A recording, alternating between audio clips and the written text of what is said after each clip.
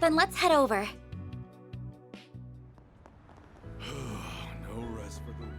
Coffee. Ah, welcome to Red Coffee. Thank you for us. Thingy stuff thingy.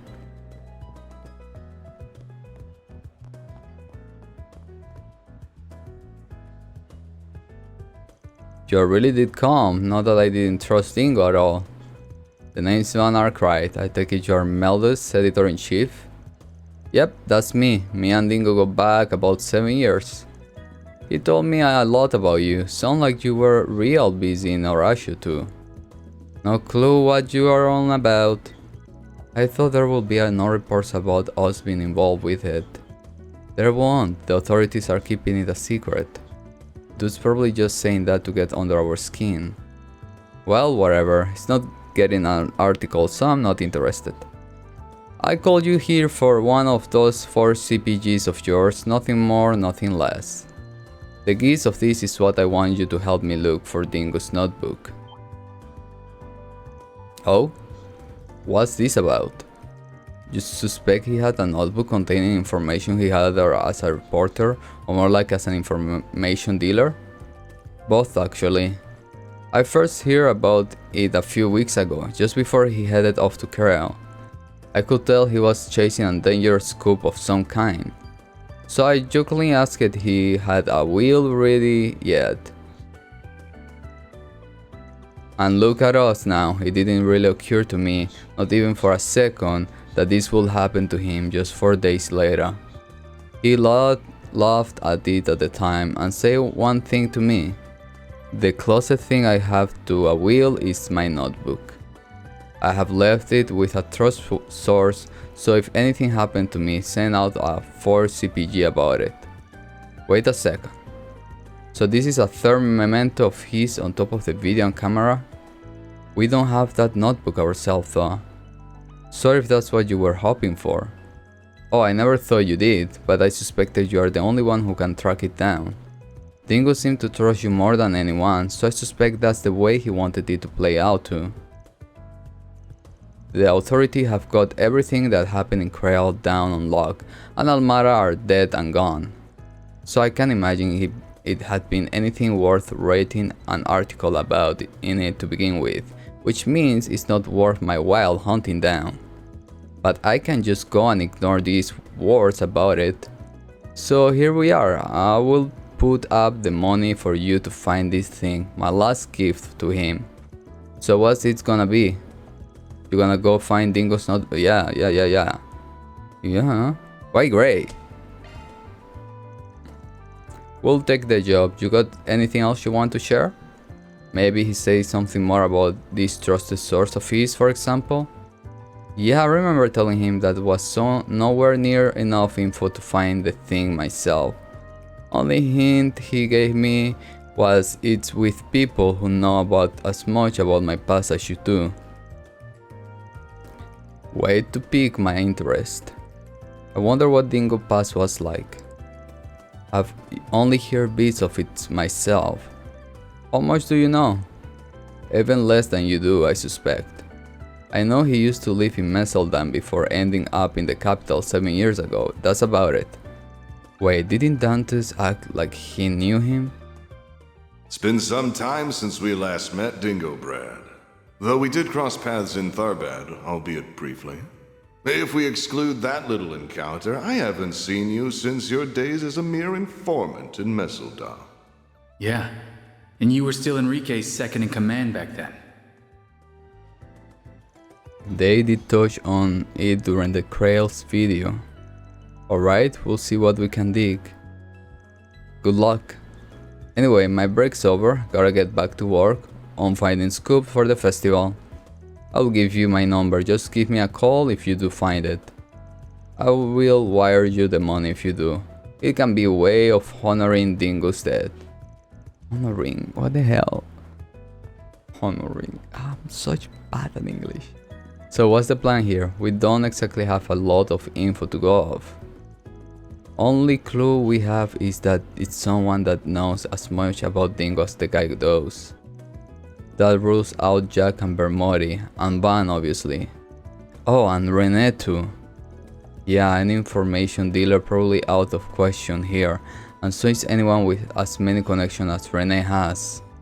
And people like Nina and I would even less than that, the editor-in-chief does.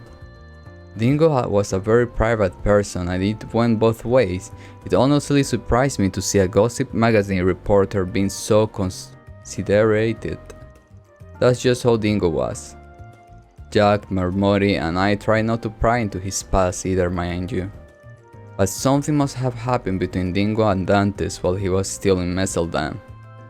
He left the city after whatever that was, ending up in the capital and become a reporter right after. Don't know any details, but I imagine we'll get out of this knowing a whole lot more than we came in with.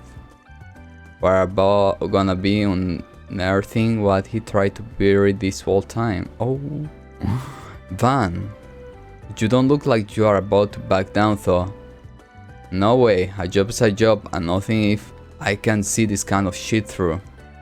But anyway, I can think of at least one person who fit the bill for this job that won't be a pain in the ass to meet up with.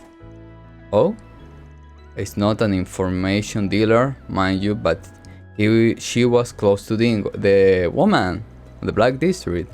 I can be the only one who immediately thought of her. Oh! Ah wait! I see who you mean now. Are we going to meet her then? Yeah, let's head over the Tyrell Times. Don't think a meeting with her will be all that hard to get as long as she's not out of the office. Right. Damn it, that passed her up and left us with the bill. Ah! Gotta be pretty sly if you're gonna be running the biggest gossip rag in the country. Well, it's the least we could do for him since he brought this to our attention.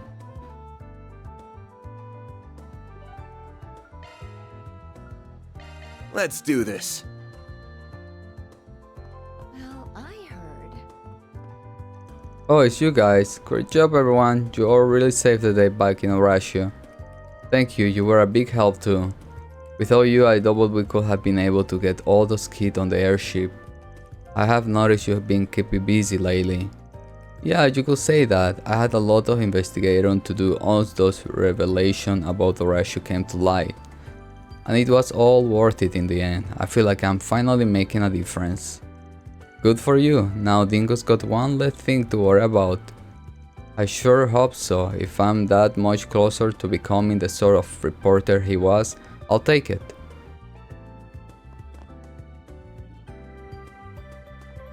Oh, hey guys, good to see you again. Need something with the paper?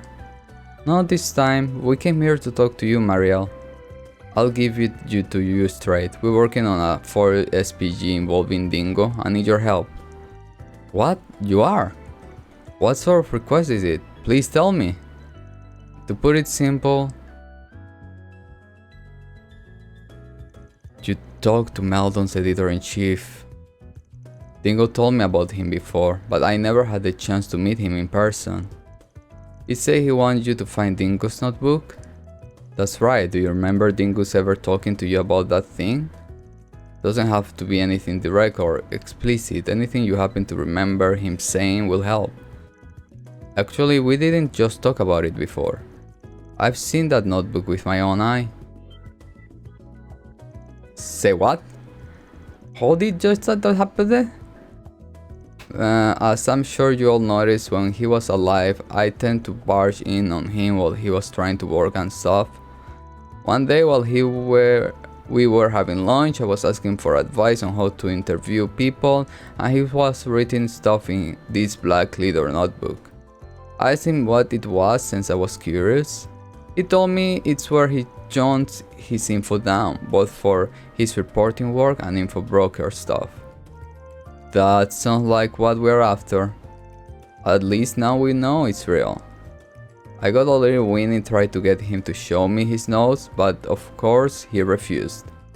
When I got hoofy about it, he kind of laughed and patted me on the head. I still remember, who knows, maybe you will get a peek at them one of these days. Also, if I play my cards right, you shouldn't ever have to. Oh, he must have already been preparing for what may happen to him in that case.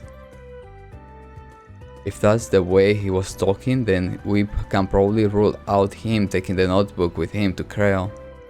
The CID also apparently swept thus his place and couldn't find any real material of note that he left there either.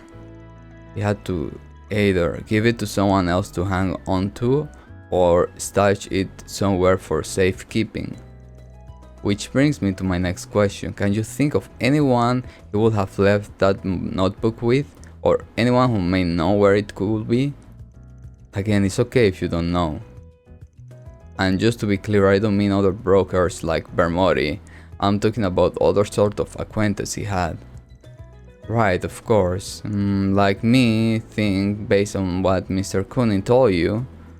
Wait, could he have? You think of something? Maybe I could be completely wrong, but I can't rule it out either. Basically, when Dingo was alive, he would sometimes cover the adult industry for Melt magazine. He did? That's interesting. I guess that comes with being a tabloid report. What's the adult industry? Doesn't every industry have adults in it?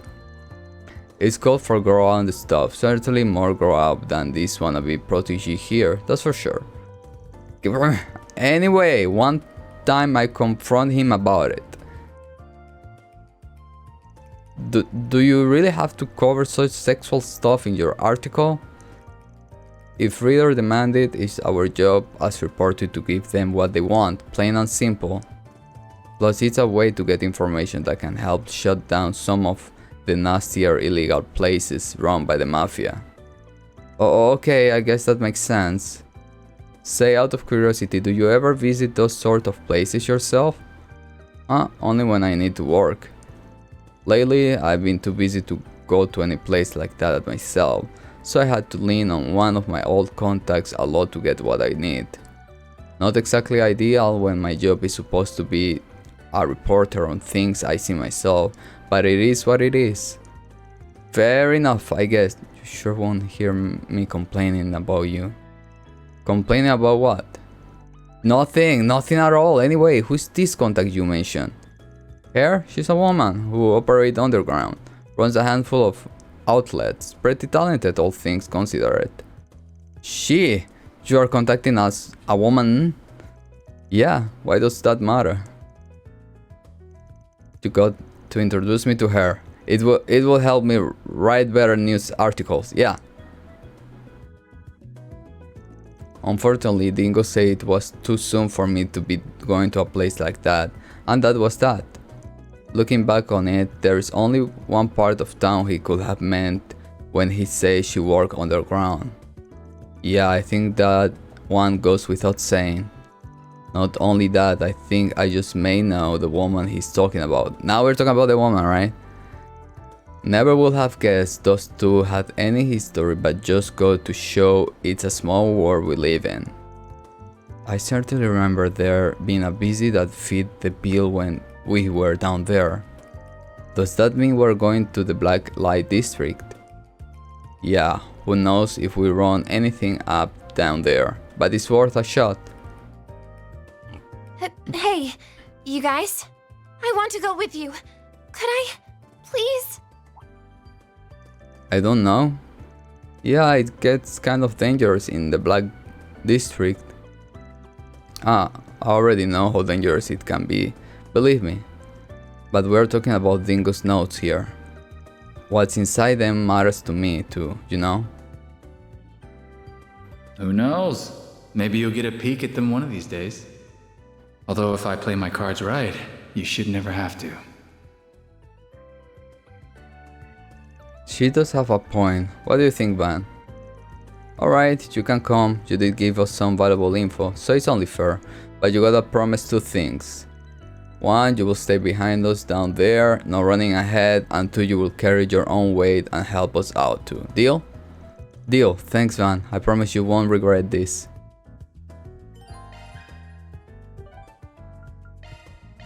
Then let's head over. The white clothes, white hair woman, right? No? Not her? She was talking with her. Boss is gonna yell at you. I like it. Wait. Wanna get a drink together? Let me ask you something. Oh, hi, it's you. You know, I thought I knew you well, but I had no idea you and Dingo went so far. Level with me here, you were the one helping him investigate Armada's illegal adult business, weren't you? Yeah, that's right. We must have worked together for a decade, I wanna say.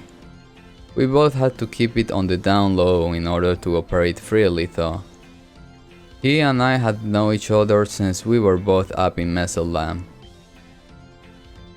That long, huh? Guess that makes sense. If you don't mind me asking, how did you two meet? Oh, it wasn't anything special. He was a newly minted Intel broke, and I was your common war making ends meet out on the street. We had a nice little thing going. He buy information I coax from my clients, and I do him some favors in kind. He scratched my back, I scratch his. This is all news to me.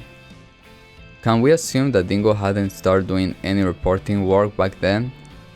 More or less, I would say. For an errand boy working underground, he had a certain naivete to him back then, maybe because he was still so young. I had an acquaintance who worked at a local paper. I remember he was pretty intrigued about that side of things.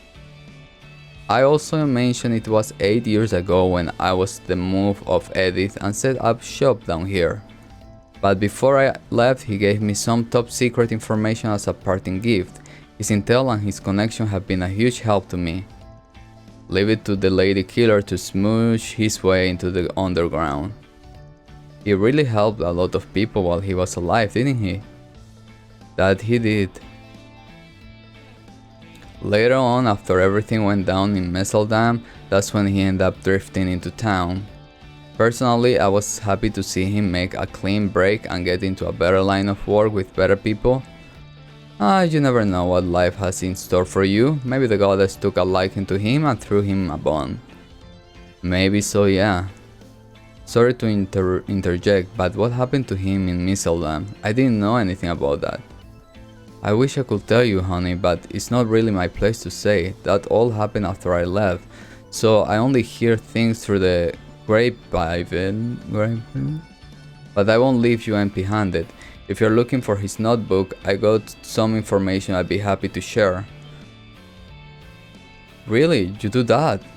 Thank you. Just to be clarified, we are looking for his black leather notebook he just used to carry around.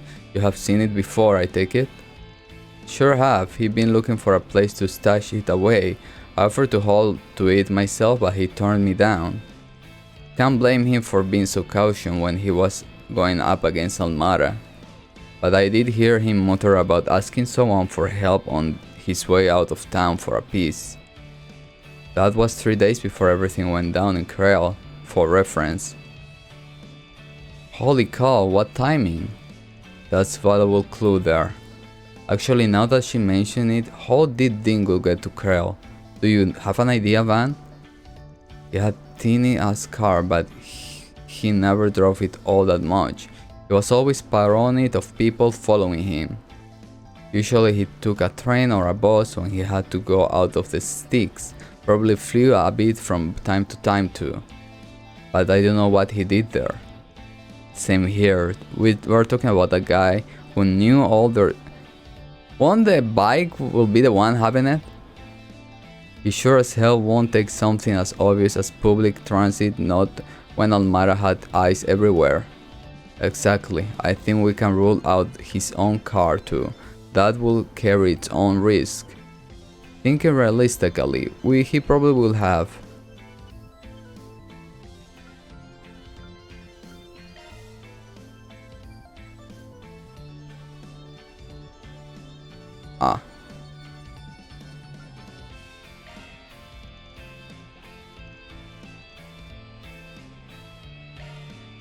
But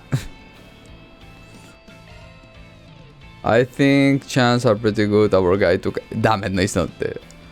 Sure as hell ain't cheap, but ain't give him the lowest profile and the most flexibility. They blend right in on the road. Oh, good thinking. You may be onto something, Van. Taxis are pretty commonplace, especially for people heading out of town. There's no way Almara could have been monitoring every single taxi running in Edith. So let's say he did take a taxi. What kind will he be taking? Probably one of those independent ones instead of a company taxi, right? That's a good point. A self-employed driver would have given him more flexibility. Sounds like you guys have your next lead. I have no idea who the driver could be. Maybe it was one of his friends. My guess is he had a driver he'd hire on the regular, someone he could trust. That rings any bells for you, sweetheart? You know something? Actually does. I remember Dingo would sometimes hail a taxi to get to a reporting site. He mostly took one that had this black and yellow checkered pattern around the bottom. The driver was an eccentric guy too, from what I recall. Wow, that's really good info. Glad you were able to remember that. You say it. We'll have to look into that once we are done here. Anyway, thanks for the chat, mistress. I will pay you back sometime. Yeah, thank you so much. You have no idea how grateful I am. Don't mention it. I own Dingo that much. That said, you can always repay me by coming back here to play, you know? Don't forget that. But yeah, Dingo will tell me stories about you too sometimes. The punk-ass brigand and the newbie reporter he had befriended. I do hope you are able to track down his notebook. If there is anyone out there he wanted to narrate it, I have to imagine it'd be you two. Thank you, we'll do our best. We are sure as hell gonna try. Be a waste to just let it go after doing all this work for it. A taxi with a black and yellow checkered pattern. I know exactly which one it has to go. Had no idea Dingo was a regular. I see that car out of the central station a lot. Driver's probably out for lunch right now. Let's check the food stalls first. Why? What are we waiting for? That's fair. Huh? I know. I thought the food stop was on the other side. Oh. Oh, that's the car. He there has a check pattern. That's gotta be it. That's the taxi. The driver's gotta be close. Let's sniff him out. Ah, now we're talking. Yeah. Ah, where are you? Gonna Here. eat something? Let me ask you something. Oh, well, if it isn't a big boy with a cute girl hanging his arm. Never thought you asked me about that name and notebook. Wonders never case, huh? Looks like we found our guy. So worries you were scratching Dingo's back every now and then. Yep, I may not look it, but I used to run all over the Republic taking odd jobs on the down low. I was on the smuggling run once and bam, I bumped right into him. That's how we met. That must have been, 10 years ago? Dingo would have been around 20, I think. Alright, so do you know how he got tangled up with Almara back then? Oh my boy, do I ever. That was what led him to ask me for help out of the city that day. I snuck him out just like that. He hopped on a bus for care, and that was the last I saw of him. In retrospect, I shouldn't have done it. I shouldn't have let his dumb ass do that. It wasn't your fault, Giordano. Don't beat yourself up over it. You weren't the one who killed him. It was Almara. Not even. Dante owned that, the shit heel. You are right. Yeah, I hear he got what was coming to him at the old capital. I bet Dingo's laughing up there, and happy karma came around for the bastard. I hope it makes him feel better. He really regretted being the guy broken in his past. Dantes really wasn't the same guy once he took over. So that's his background, huh? Not trying to justify, but Dantes used to have a good rep on the street. He had a code and he stuck to it, and that let people trust him. No wonder he ended up so popular with how much everybody hated the head honcho before him. He got Dingo hook, line, and sinker. Dingo was his informant, fed him the info he needed to bring the old guy down, and now, in its stead, we have this monster he built. A monster, huh? A fitting title for him. I'm not too privy to what happened beyond that, so I don't wanna speculate. So you're looking for Dingo's old notebook and you think I got it? Bingo. Please, may I please have it? Well, I'd love to give it to you, but I'm afraid I can't. Why not? Is there something he wanted done first? What? Pretty boy say it was for your eyes only? Well, he told me to keep an eye out for this brigand and guy and a newbie report. If anything happened to him, he wanted me to give this here key to whichever of you two I bump into first. Oh, so what is the key for? Looks like a key for a station coin locker, like you see around the subway. Spot on, he said he stashed it in the easiest locker he could find. I'm not sure what he meant by that though, I have no idea which station it's at. Got it. The easier locker he could find, where would that be? Well, that about gave it away. Could it be the one by Van's office? Probably, let's head back. Thanks a bunch, Giordano. Maybe I will make it up to you with a joyride one of these days. Ha, you just call me anytime you are plastered and I will be your Didi? I don't know. Off we go. The daddy? Daddy? It is daddy? What do I do? That's the key we got from the driver, probably goes to one of the coin lockers here. What do you say? Should we check what's inside? Absolutely, I'm ready. Okay, let's head in.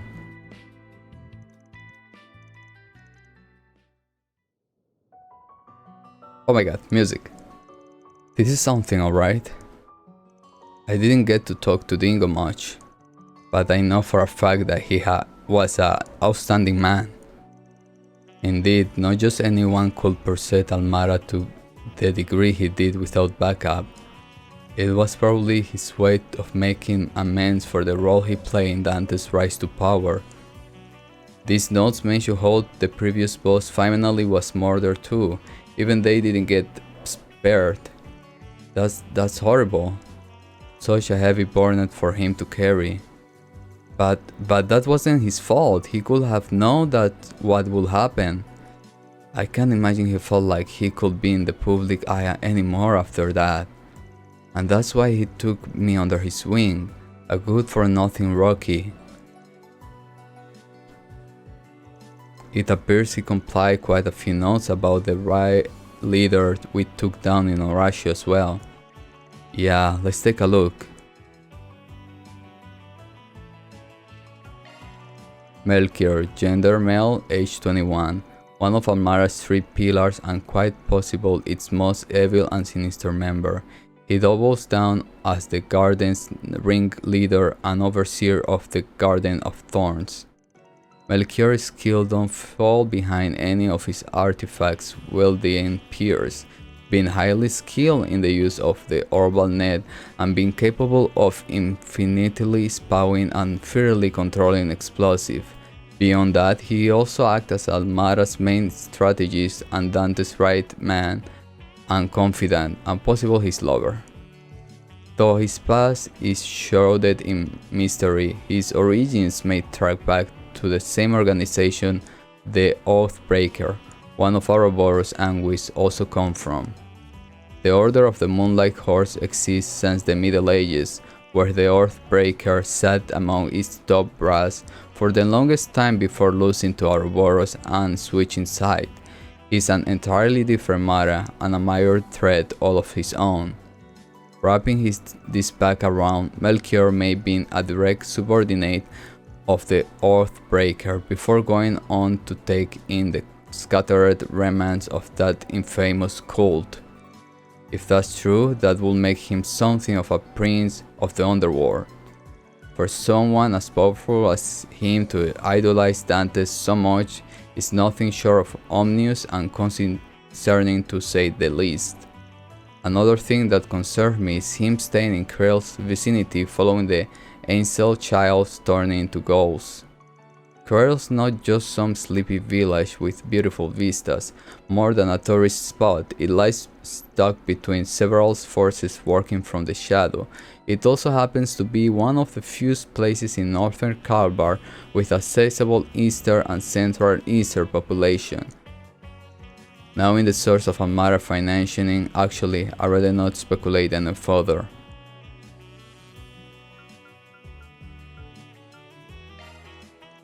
Gender female, age 19. Little is known about her, although she allegedly hails from a remote village hidden in eastern Zemuria.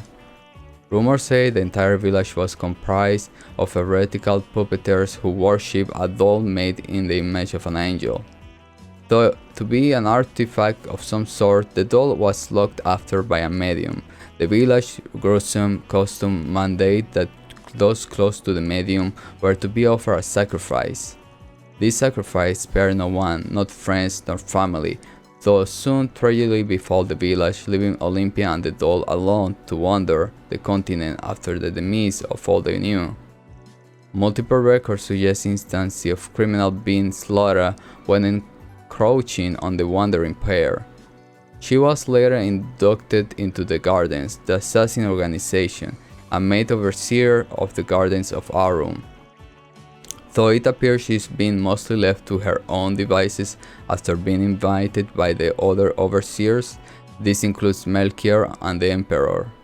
If I were to guess, the incident that took place in her village led to her and the angel developing a psychological resulting in her autonomy and emotional expression diminish. In light of the crisis that's made the Guardians join forces, she may have a chance to reclaim that lost capability, albeit an incredibly slim one.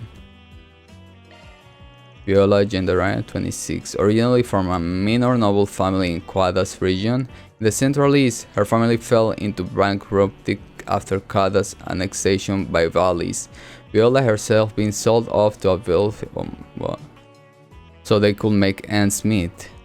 She soon fell into the hands of a criminal organization that was targeting the merchant. Though initially nothing more than a plaything and object of pleasure, she eventually managed to oust the boss and wrestled control into her own hands. Her brutal leadership reputation preceded her. When 2 years later the group tried to expand their influence into Kalvar, they called the attention of Almara. Conflicted with them was brief, as they were quickly obliterated by Dantes, to whom Viola swore loyalty afterward. As a consequence of her turbulent past, she incredibly depended on Dantes, which may be the reason she harbored a fierce rivalry with her fellow Melchior, their position equivalent with the organization. Though the body of her need-logging gun was produced by Sect Arms, the full piece is not a part of their official lineup.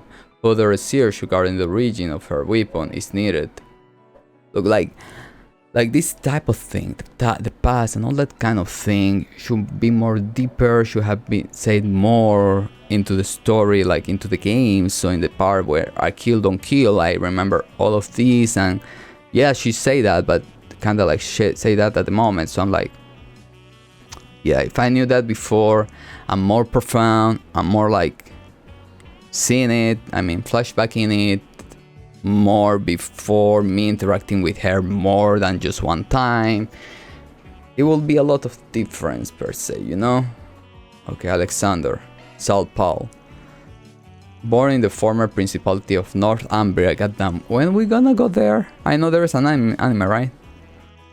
Zemuria, he was 5 years old when the Salt Pale appeared, sowing chaos in his homeland. Him and his father, then protector of the ruling family, fled alongside Prince Balmut when he fled the country. Spent most of his childhood and adolescent year in the free city of Taslem. Trained by his father in the traditional military arts of their homeland, he served the former ruling family until the age of 25. Through his life was soon thrown in chaos. His father and he were both ordered to retake Northumbria following the death of the Northern Jagger figurehead, the current ruler since Prince Baldub's escape. After their assault on Northumbria capital, Haliax, they managed to seize and control the city for a time, acting as its effective government before being overthrown by the Northern Jaggers. This ensued a massacre of the remaining civilians in Halsiak, mandated by the cursed former Prince Balmud. Standing in the opposite with one another, Alexander and his father duelled to the death. Alexander emerged victorious before withdrawing from the battlefield. Though his current whereabouts are unknown, it is believed that Prince Balmud was safely and secretly executed by the Northern Jagger following his capture. There you go. Wandering from one corpse to another, Alexander was eventually scouted out by Dantes himself and brought into a leadership position with Almara. Though outlawing, austere and restrained, he is merciless in combat, sparing none who dare to cross him. His ultimate goal being the search for his final resting place, he has rejected any attempt at pursuing him to leave Almara. Despite the mechanized gauntlet, he will not be part of their official lineup. It does appear that they were developed by Zect Arms. Alexander, like, it's because he mentioned the salt pale, and I'm like, oh my god, you're already connecting dots. And Northumbria, I'm like, oh my god, you're already mentioning more dots. Jagger, oh my god. And what his father said, I'm like, oh my god. But that what he I think that saved his life.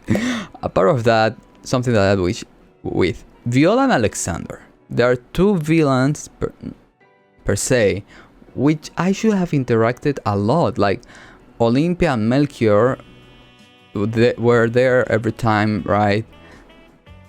But Melchior was the one that I always see and always talk. I always saw him as a madness, and yet we discover more of him like this and summing up what I know. Olympia was there, right? And we see like blanks thingies asking ourselves what's up with her, right? Olympia and Alexander, for example, Alexander Olympia, we should have interact more with them in a lot of sense, more them that are normal per se, you know, normal people went through bad things, or Viola, but needed to be like Viola and knowing about her more in before the final part. Alexander too, we should have fight them more in each chapter, or a full chapter we meet him and full chapter Melchior, Olympia, and Viola is there too, and Viola is like the main one there but doesn't die per se that place, and Alexander too, and we can see their forces and everything like that, you know. Melchior Ariok, gender male, age over 150, in contrast to the non-confirmed leader of Almara and Garden Overseers. Eyewitness reports of him are few. What we do know of him, the Garden of Roots Overseer, is that he is a very dangerous man, clad in a heavy armor. Much of the information about him stretch belief, including how he was supposedly born in a different time period altogether, over 150 years ago. If he was, he said to proceed from the mythical Holy Iskan Empire, an enormous nation believed to have laid just across the Tianash and Ishgal mountains to Kalvar east. This empire is presumed to have vanished following a calamity 130 years ago. In its heyday, 9 groups served to protect the royal imperial line. Eastern sources indicate that he was a warrior who represented the Rahu, a tribe of white descent hailing from the west. I'm inclined to believe it's all bullshit, but in an age where immortals like the Lance may can exist in Erebonia, I can rule out the possibility of there being some truth to it either. Whenever it's true or not, evidence may suggest that his armor and his trianguline-shaped battle axe may be artifact. Consider he's joining the Guardian and the stories claiming his immortality, this may be highly likely. On top of that, he's the primary suspect regarding the Isendil Child's annihilation in the outskirts of Krell, though I still can't state that for a fact. More information needed. Viola, Alexander, Olympia, Ariok, Melchior, Dantes. If I've let my feeling take away, Dante could fill every single page in this notebook. There's not a night where I'm not overcome with regret, but this notebook is not meant for my personal thoughts. Most things I have come to learn about him and his life are at least a little eyebrow raising. He's been a member of the DG cult before joining Almara, being related to Calvar's old royal family, perhaps even a direct descendant. The tales of his sword are equally as hard belief, a gigantic blade of black and silver thought to be an artifact hidden by the royal family. This demon blade was the instrumental with which he slew Enrique Almat's previous head. Hard as these tales are to believe, their true purpose is to strike fear into the hearts of those who hear them, to make Dantes nothing short of the living manifestation of shadow and agony. Deep as the abyss and equally as alluring, his unquenchable thirst for fear is what draws many to him. Seducing and enchanting, it has earned him many loyal followers. But where does such unfathomable hunger come from? A new hypothesis surfaced recently which may finally explain things. Its source, however, is a little unusual, and I'm not particularly keen to take it at face value. But that's neither here nor there. The more pressing matter is his goal in Basel, and that him and the others may be after something else. His true goal, I imagine, fear, the want and need to bring about true dread and terror to the masses. He wasn't able to achieve it even with the help of a genius, but that will not put a stop to him. He will stop at nothing to achieve his mission. Looking into his matter should take priority. Regardless, he sure managed to pull a fast one on me in Tharbad. I was distracted by that call, but that's not the excuse.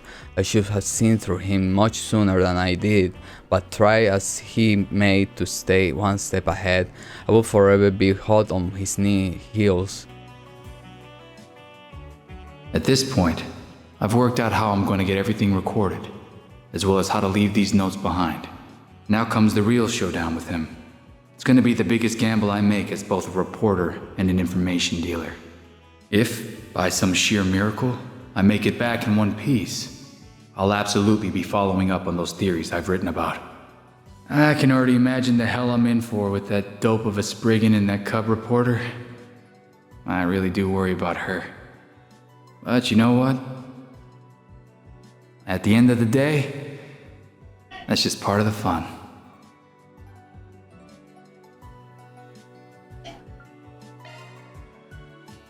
Dingo.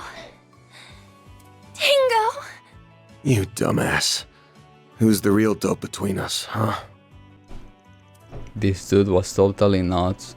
How the hell did he find it in him to go that far? I can only imagine his love and care for others spurring him on to gather this much information. He was both a clever and kind man, and he wasn't just trying to make amends or set a score. I don't doubt he genuinely worried for everyone's future. It goes without saying, but it's true shame he was taken from us far too young. I'm so glad you two were able to find his notes. Likewise, it must have been the will of the goddess.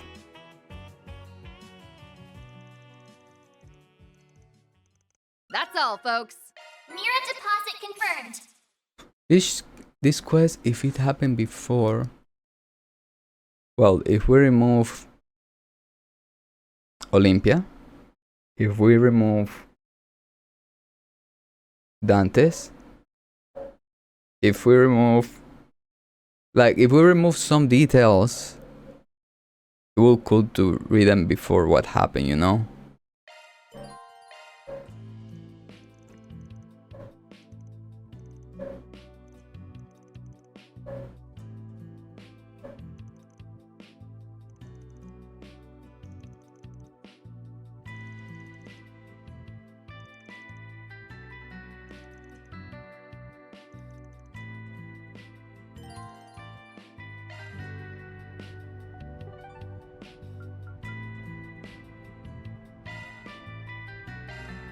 Then let's head over.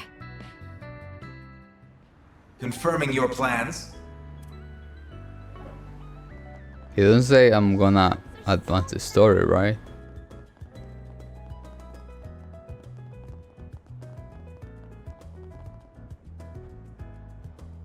Well, looking here. Isn't this usually locked? It is. Where did this alley lead? Down into the waterways beneath the Tyler district. As far as I know, the only traffic this way is in maintenance team once a month. Now I ain't an ace detective, but something's telling me this wasn't their doing. The handled gun? This may have been done recently. Whoever removed it may have inhuman strength, or maybe it as martial artist, or perhaps the quickest way to bottom of this is to head in ourselves. Okay guys, we gonna let it till here. I'm gonna do the rounds and the free time. So guys, thank you so much for watching. I'll see you next one if you guys want. All the lights, they're passing by, and all my thoughts, they multiply. I see it flash before